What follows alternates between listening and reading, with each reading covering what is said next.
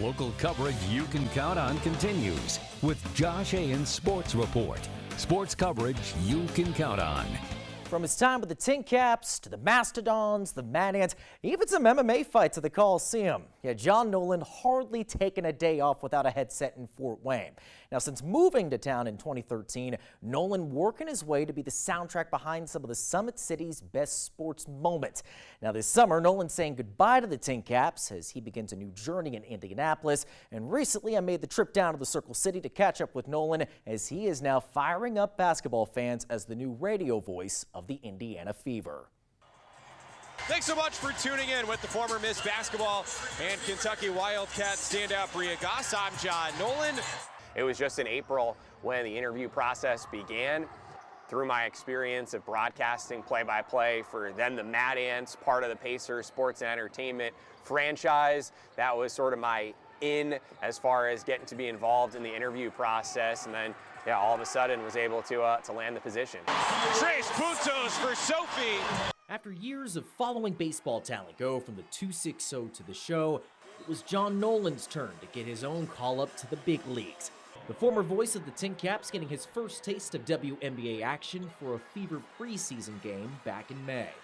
It's the same job whether you're calling play-by-play of a high school basketball game in a small gym or a WNBA game here in a major arena. But obviously, one of the differences is the size of the crowd, and so there's no question an adrenaline rush for me. Even though it was only a preseason game, this place was pretty much packed. Players were going at it, high level of intensity, and same job, but a little bit more fun probably.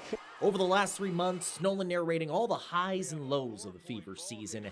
That includes a surprising run to a Commissioner's Cup championship without Caitlin Clark. Bow! Bow! Bow!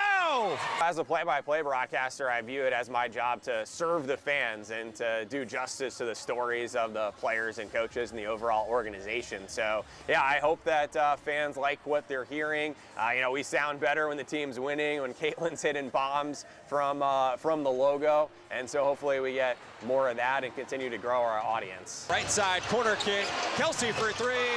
Night, 91-77 Fever. As Nolan is off on his new journey with the Fever, he is always grateful for calling the Summit City home for over a decade. Really thankful for every opportunity that I had play-by-play broadcasting-wise over the years in the fort, especially with the TinCaps at Parkview Field, and really appreciative of all the relationships and friendships that I've been able to make in the city over the years, and helping to put me in a spot to be where I am now with the Fever. Now, Nolan isn't saying goodbye to Fort Wayne just yet. In fact, he's actually planning to call some Mastodon basketball games after the Fever season wraps up this fall. I'm Josh Ayen, and that is your local sports report.